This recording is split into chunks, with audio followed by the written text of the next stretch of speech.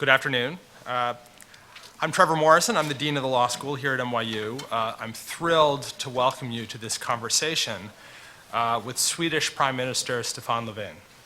A cornerstone of this law school's mission is to provide our students with a truly global legal education. Part of that occurs in the classroom, and a lot of that occurs outside. And we strive whenever we can to welcome to the school global leaders like the Prime Minister, and we're really tremendously fortunate that he's joining us today to talk about an important topic, the Nordic model of social democracy. Professor Philip Alston will introduce the Prime Minister in a moment, but I want to thank him personally myself for joining us here today to deliver this important talk. I also want to thank Philip, who is the John Norton Pomeroy Professor of Law and co-director of our Center for Human Rights and Global Justice. I want to thank you for making this event possible today, Philip. Professor Alston has played many roles here at the law school and even more outside of our walls, including, of course, his important work as Special Rapporteur with the United Nations. Philip, thank you for all of that. It's a privilege to call you a colleague, and I'll invite you now to introduce the Prime Minister. Thank you.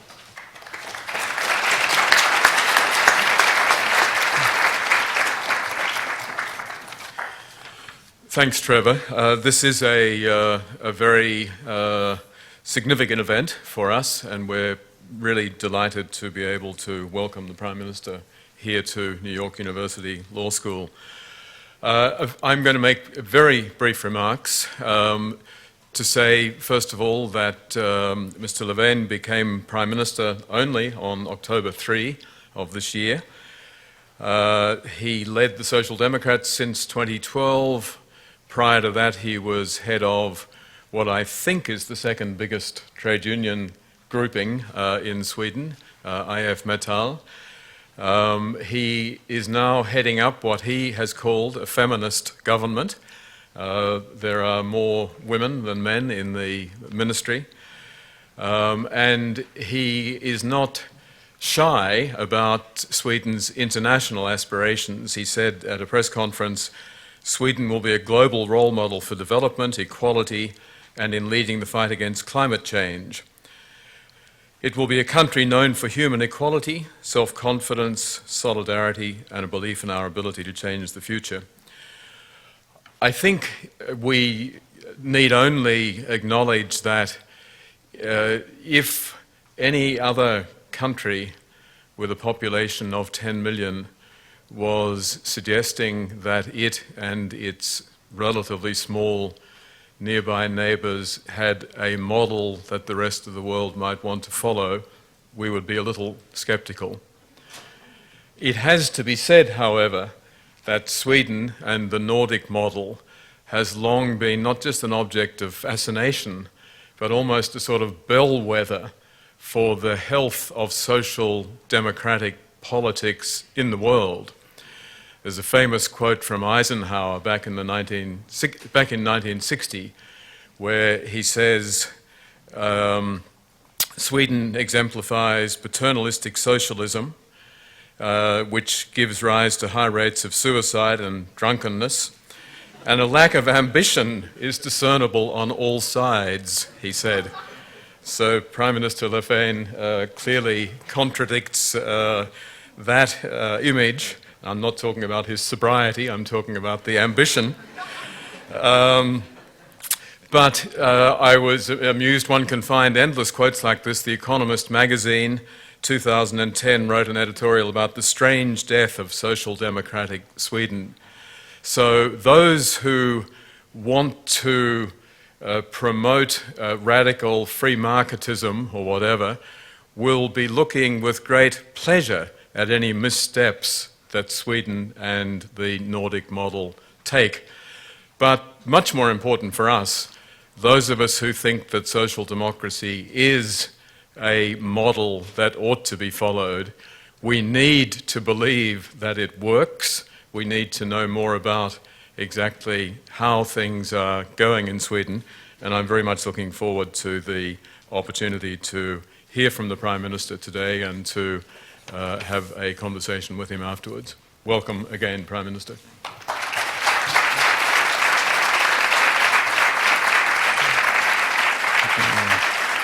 Thank you.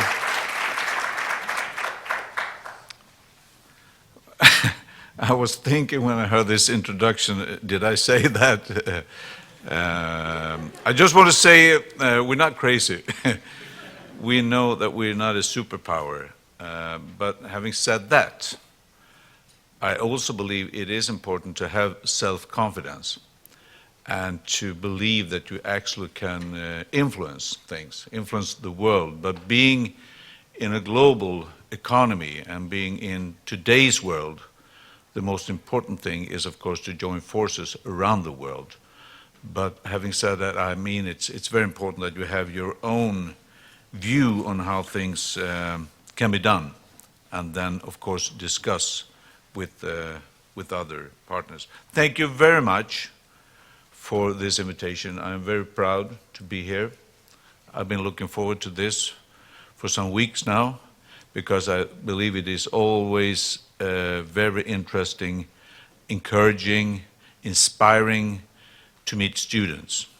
And I mean that. It is from my heart. It's not just something I say. I mean it. I take every opportunity because I believe it gives me so much to meet young people and also listen to what you believe in, what you're thinking of, and how your future looks like. So it's a pleasure and it is an honor for me.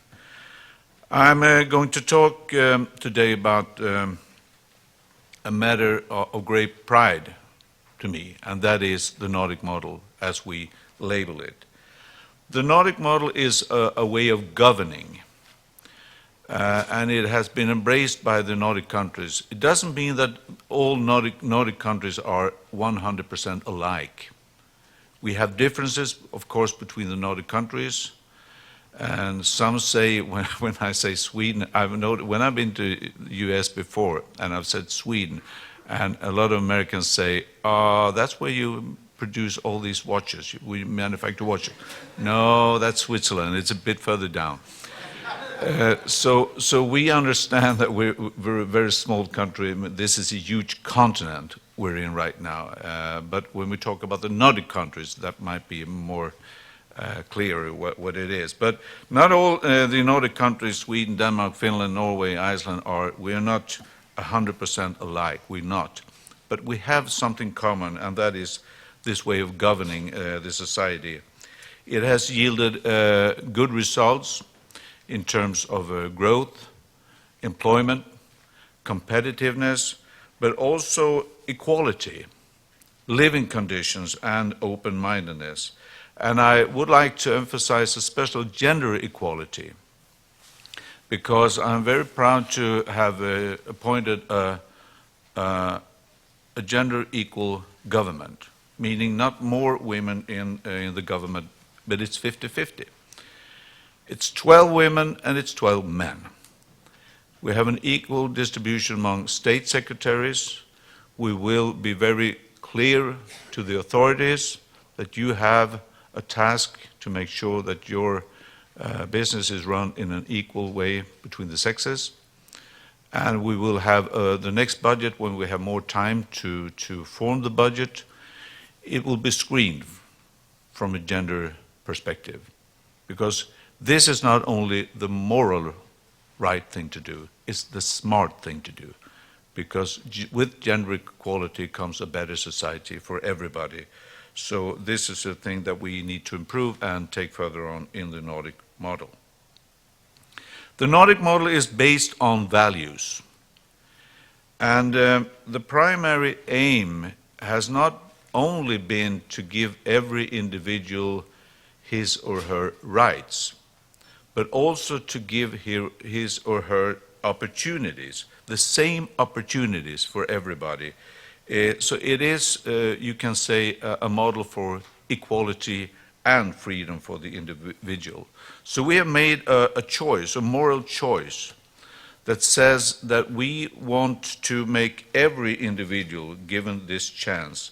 We never give up on an individual. We give everybody a fair chance, and we will create a common society, which means that our common support must be the best when the individual needs it the most.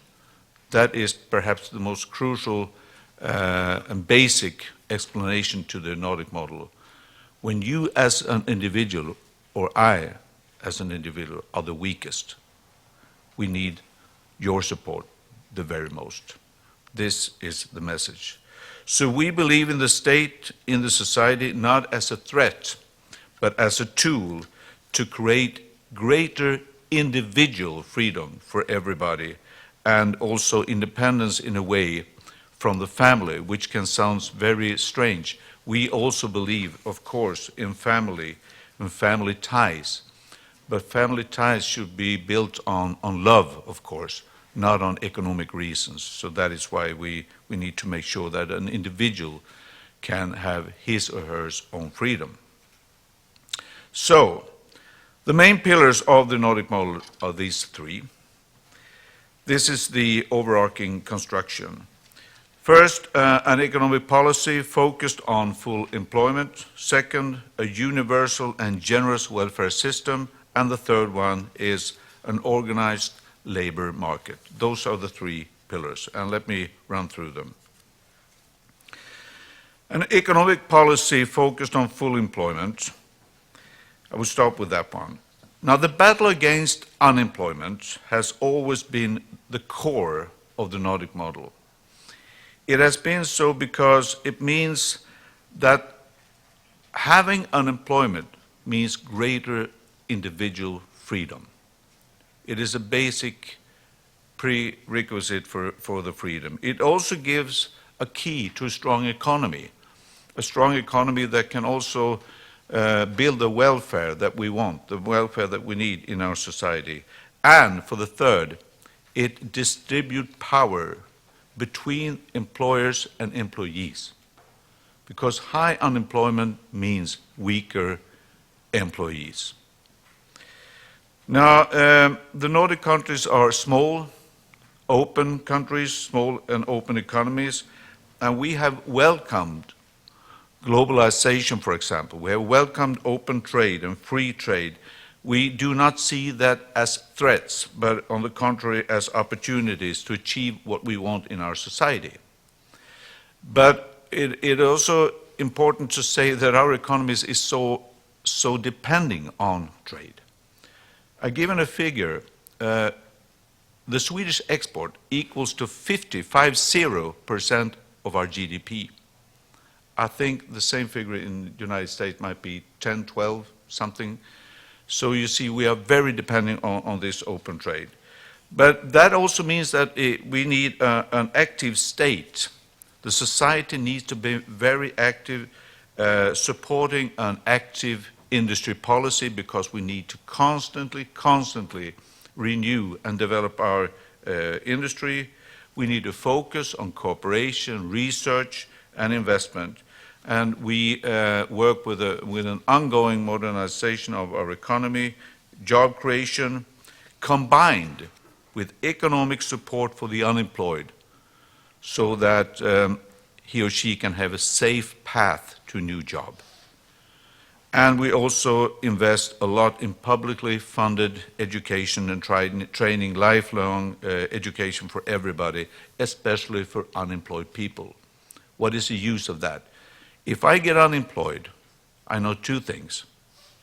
I get help to a new job, training, retraining, whatever I need. But I also have a safe financial situation for my family. I know that I do not have to leave my house or my apartment. I know that I can make a living through this difficult journey on my way to a new job.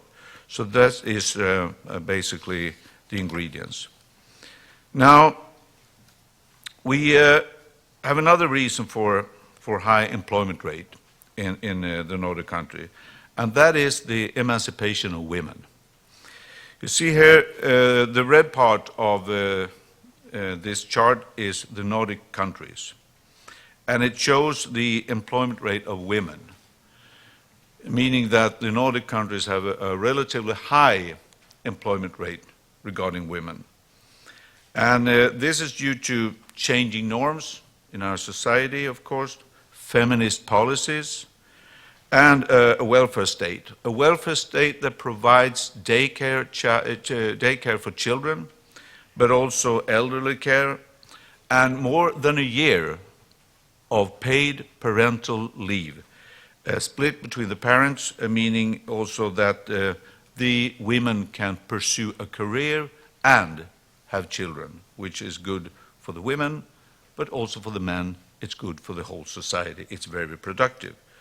So this high level of gender equality has given us a good economic growth, which underlines what I said earlier. This is not only a moral thing to do, it's a smart thing to do from economic terms, meaning that women can combine motherhood with having a job and a career.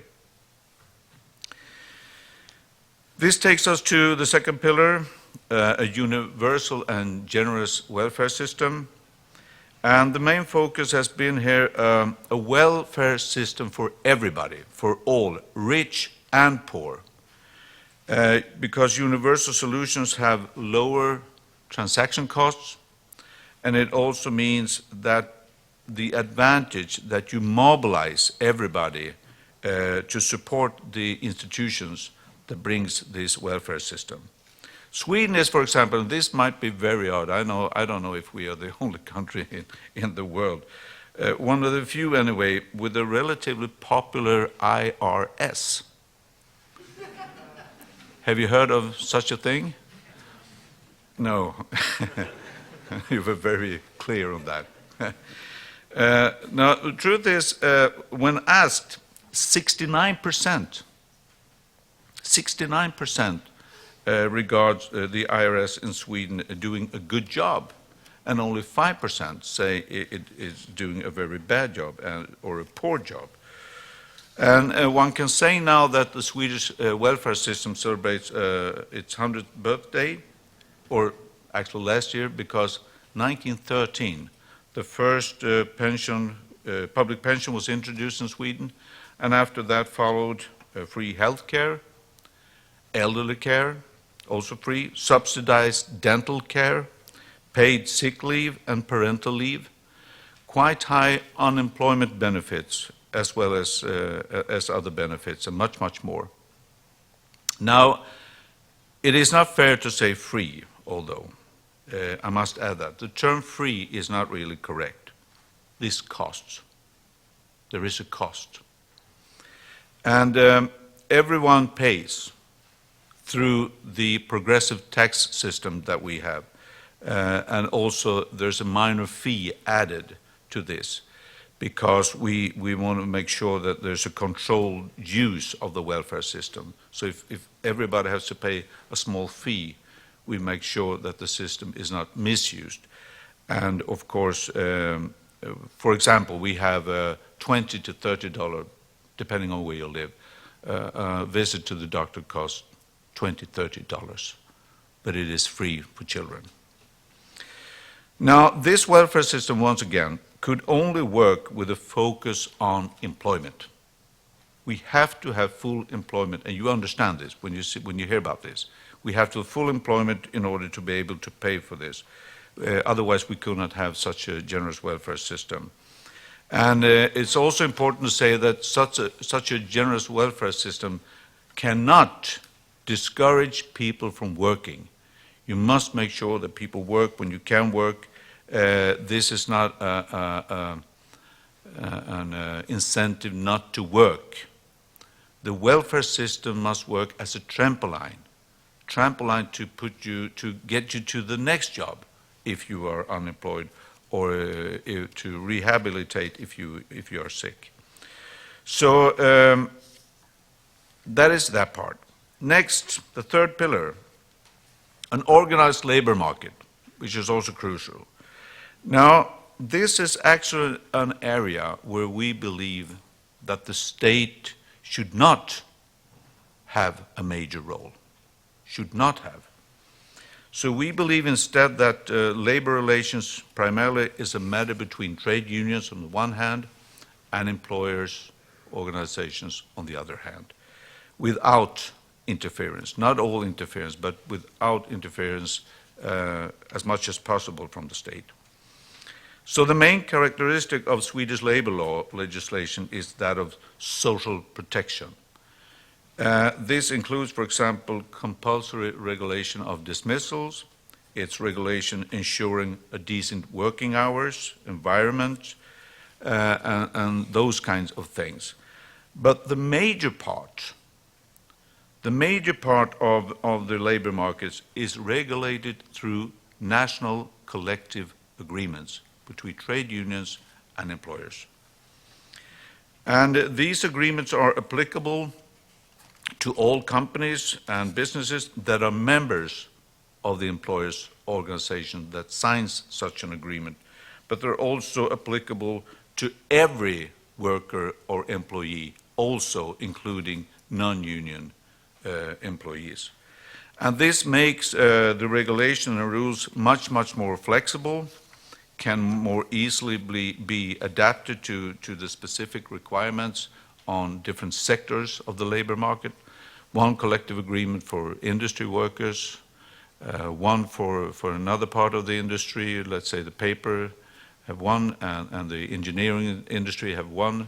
You have a separate agreement for the service sector, and so on, meaning that they can adapt the agreement to the conditions on that specific sector of the labor market. This means that Sweden do not have a minimum wage in law. Instead, the minimum wage is covered by the collective agreements, also meaning that the minimum wage can be different from sector to sector. It is negotiated between the social partners. And it also means that the social partners, rather than the legislator, can use this collective agreement to adapt to the new situation in their different sectors. And it means also that it will not change, which is very important. The conditions will not change if the government changes. Conditions will be changed if the partners so negotiate. That's a very important ingredient. Now, as you understand, with that kind of system, we need high trade union density. And this also shows, the red part of it is the Nordic countries. And it is based on a very high level of organization, both among employers but also employees, of course. So a high degree of collective agreement coverage and unionization is important as it gives legitimacy to the system. So if we give the social partners a high degree of freedom, which we want to, it also means that you need a high degree of organization to give that legitimacy as we want. It is crucial for the state to step back that we have a high trade union density. This is not easy to see from your point of view. I understand this picture. I will explain it. This is a chart that shows, on one hand, this is European Union countries. The red dots are the Nordic countries, and the blue are the rest of the European Union. And this is a survey when you ask people, how do you perceive, have you gone through some substantial reorganization? Have you noticed new processes or new technology in your work? And as you see, the Nordic countries have a high degree of both, whereas the other have a lower degree. And it means that the Nordic countries are more constantly going through changes, development in their workplaces. And that's an important message, because it means that the advantages of this system for the state has been very clear, because it means in a global economy that we need to adapt, we need to change, we need to develop in a constant manner. We cannot make one progress this year and wait for 3 years for another progress. It doesn't work that way in a global economy. Constant change. And this proves that the Nordic countries have a more constant change than other. It gives us productivity and competitiveness. So, do we have challenges? Yes. This is not paradise. it's reality. We believe in this system, but we do have challenges. Sometimes, perhaps foremost, the challenges come from inside the country, because it sometimes is challenged by other political forces that want to change the system. We have recently had a conservative government in the country. They spoke very well about the model, but they did not defend it. They did not really develop it as we wanted. What do we see now? We have high unemployment. So we've had times when the unemployment was, if we had 2% unemployment during the 60s, that would have been very, very high. Now we have close to 8. We have been over 8. So right now, I guess U.S. is doing somewhat better than we are doing, because you're lower than this. It's now 7.8%. So, and our main challenges is young people, newly immigrated people, and also people with low education. They have a tougher situation on the labor market. So we are right now investing and focusing on public investment in jobs, of course, increased cooperation between industry, the social partners, and researchers. And we also make very major investment in education, because you can see it's so clear that people with low education have dramatically higher unemployment. So we invest a lot in education. Our welfare system faces the same challenge as every other developed countries, and that is a changing demography. So more people get older and older. Students study a longer time, and the number of people who are supposed to deliver all this welfare through employment are fewer related to the other groups. So that's a challenge to us also, and we therefore need to focus on getting more worked hours into the economy, making sure that students can enter the labor market earlier than they do today, but also make sure that more people can work until at least 65, when the pension age, that's the formal pension age. But many of the industry workers today, they cannot work more than 61, 62 because they're too tired. So we need to make sure they have a better working environment so that they can also work. So we have to add more working hours into the economy. And we also, regarding the organization rates, trade union density, we can see that it is getting higher among white-collar workers, but it is decreasing among the blue-collar workers. And that is also a challenge, because with too low density, we will have trouble with legitimacy again, and we will try everything to avoid that kind of situation. So it is therefore important for us to support trade union density and a good relationship between the social partners, because that is still a vital part of the labor market. So all this gives us great challenges. However, I still see the Nordic model as a great tool also for the future. If we handle the Nordic model in the right way, if we develop it and take care of it, we can definitely use it in the future. I believe in it, and it will be an important task for our government. So in short, to conclude, the Nordic model includes an economic policy focusing on high employment, full employment, because it gives us the resources that we need for the system. Secondly, it's a generous welfare system based on universal principles, but also implying that social protection is good. It's not good only for the individual, it's good for the whole system.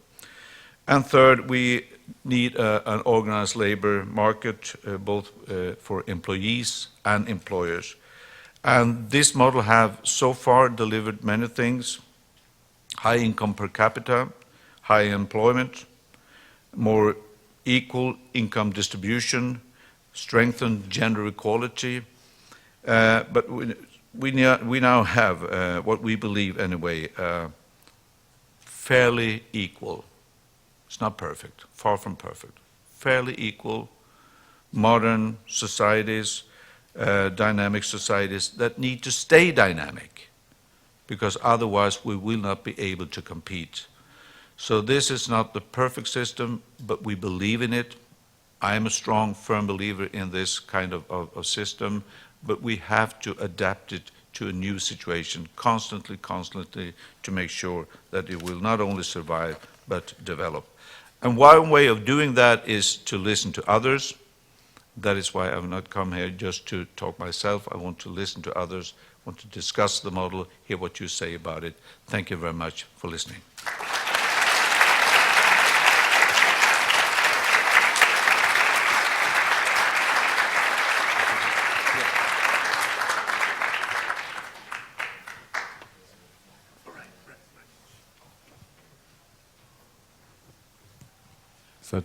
Is that working? Yes? Right. Okay. Well, many thanks, Prime Minister. I can see the headlines in Sweden tomorrow. Prime Minister concedes Sweden is not a paradise, but claims that all Swedes love the tax office. We want to give an opportunity to people in the audience to pose some questions. Can I start off with two questions, which I hope are not too complicated? One is, what's the difference between the Nordic model and the German model? In other words, what would Angela Merkel be thinking if she was listening to you now? Would she be sitting here saying unsustainable, can't work, etc.? And the second question is a less friendly one, and that is the race riots of May last year and the almost 13% vote for the Swedish Democrats, the anti-immigration party. What are the consequences? What's the prospects in light of those developments? First on the Germany side, we're not that far away actually. They are also strong social partners, but they have the welfare system is built in another way, to put it short. And they have recently now just also discussing minimum wage in law, because they have experienced, not least, a decreasing unionization in the country. So the welfare system, the sick leave system are different. They do not have the high rate of daycare as we have. So it means that in Germany, women do not have the same possibility to both have a career and to have children, for example. The riots last May was terrible, and the fact that the xenophobic party, Sweden Democrats, they got 13%, as you said, in the last election. I think the reason is that too many people feel the lack of hope. And that is because, that is what I mentioned, that the former government is, it's not only, I'm not blaming the former government for everything that is wrong in the country, but with the situation where the unemployment rate goes up. And as I said, people with low education, they have much higher unemployment rate. So if you take a group 20 to 24-year-old without a second secondary school, their unemployment rate is 35%. 35. And it was a dramatic shift during the crisis 2008, 2009. It went like this. It never came down again, meaning that we have to make sure that they get the same education. Now, the Nordic model, or the Swedish model, or whatever we call it, mean exactly that they must get help to get this training in order to have a place on the labor market. They did not get that training. I was a trade union leader during that crisis, and we turned to the government, the conservative government, and we said, now we need a lot of training during this crisis. They have training in Germany, they have training in Belgium, they're training in that country. They make sure that they keep part of the workforce in the company, because it's not the company's fault. It's not the company's weakness. It's a decrease in demand. So when the demand increases again, we need to make sure that the employees are there. And let's train them so they're stronger when the upturn comes. But the conservative government said like this. They did nothing. So they worsened the situation, in my view. This is my view. And so what we need to give these young people also is hope. And we have been not good enough, and that goes for both the conservative government that just left, it goes for us as well. We have not been good enough to make sure that people that comes from other countries also being introduced on the labor market, that we fully use their capacity, because we have doctors, engineers, people with high education level that that can't enter into the labor market. So there's a weakness in that part of the system. And that is also why we have these rights, because when these kids see there's no future, what is the response? That is that kind of violence. And we need to show them there is a future, and that is why we now invest so much in education, for example. Great. So the time is very short, unfortunately. The Prime Minister is serious about wanting to meet with students, and so he's going to meet with a group at the end of this lecture. He's also going to meet briefly with the media, so we've only got really about 5 or 6 minutes left. So if we could take, I don't know, 3 or 4 questions from the audience, and then we can ask the Prime Minister to respond, maybe at the back there. There's a microphone on the side there. I think it's best if you use that so we can hear you clearly. Is this on? Okay. Yes, I think so. I had 2 sort of, hopefully maybe quick and kind of technical questions. The first is for active industrial policy. I think that's an exciting potential for economic development, but the shortfall seems to be in selecting industries to receive support, investment, and to receive training sort of emphasis for the workforce. So how do you select industries in a forward-looking way to receive that kind of investment or support from the government? The second question is, more generally, why do you think we're seeing such dramatically falling labor union participation rates all around the world? In the US, labor unions are, a fraction of their previous power, and if they're also falling in the Nordic countries and in Germany, why do you think that is, and how can they be re-empowered? Okay, thank you. Yes, the gentleman there next to Mike, yeah. Thanks so much for coming, Prime Minister. I was wondering, you spoke briefly about immigration and that you think one of the answers is to put more into education of immigrants who are currently already in the country, but I was wondering if you could speak to how you think immigration law and policy generally interface with the social democratic model. I know it's a very highly contested issue in the United States right now, just immigration law and policy generally, so I was wondering if you could please speak to that as well. Okay, yes, lady at the back.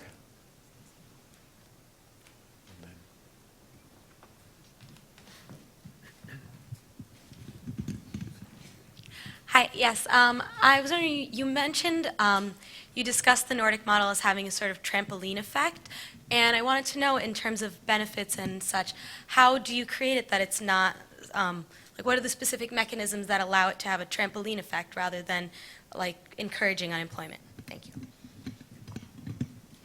Okay, how do you take the spring out of the trampoline? Yeah. Thank you, Mr. Prime Minister, again for the talk. It was very interesting and informative. A quick question, I hope. You did mention that globalization and free trade are intrinsic to the Nordic model, and there are many people who think that, particularly from an environmental standpoint, that some of the challenges you mentioned are actually potentially linkable to embracing corporate substructures. Particularly things like rising inequality and such. So I would ask, while embracing globalism and potentially sometimes corporate models, how does your model also address the need for environmentalism, sustainability, and responsible consumption, both on the part of people inside Sweden and around the world, if you want the model to be even more of an inspiring one to global nations? Thank you. Good. It's good to have some very simple, straightforward questions. Maybe the last question, and then we'll ask the Prime Minister if he can bear to respond to such a long list. Thank you, Mr. Prime Minister. And I'll just say at the outset, jag är också stolt svensk medborgare och stolt socialdemokrat. Så tack så mycket för att du kom. Sorry, I'll say my question in English, but as a Swede, I just had to show my solidarity. My question is, I think, simple.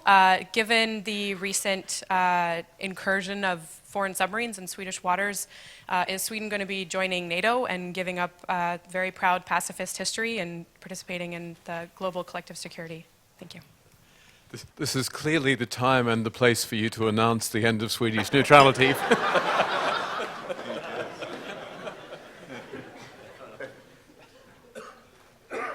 Media here. First, regarding industry policy, I do not believe in this pick the winners. Not too detailed, because we cannot pick the winners. The market knows best what is working and what is not working. So, but there are clearly some areas that we are strong in, that we can stay strong. One of those is life science. And therefore we invest a lot in research and innovation in life science, because it will never come out of fashion. How do we solve the cancer issue? This is health for people. This will always be important. And if you combine research, education, healthcare, and medicine technology, and all these things, we can say. So this is one of the few areas that we have chosen to go deeper into. I believe the important thing for politicians is to support the kind of renew, that we find new areas, so to speak. So innovation is a key word. How do we support going from an idea, the knowledge that I have in my head now, to a product, a goods or service that will sell on the market? That kind of support, without picking the winners, because I don't know who will be winner in 5 years, in 10 years, but the market knows, and it will be developed by the market. But the combination of market economy and political support, I think that is the solution. So I don't know if that's the answer to your question, but I think that is the model that we want to achieve and develop. The trade union rates goes down. Well, one of the things is that the unions, the workers are weaker, which should make them unionize even more. But we have today a system where, conditions where the employers can decide so much more. You put more pressure. You have short-term employment. You have a job today. We do not know if you have a job tomorrow or next week. And in those kind of conditions, you put more pressure on the individual, and you say, well, is it any use for me to stay within the trade union, because I don't know if I have to work tomorrow or the work next week. Those are one of the things that have happened, change our labor market.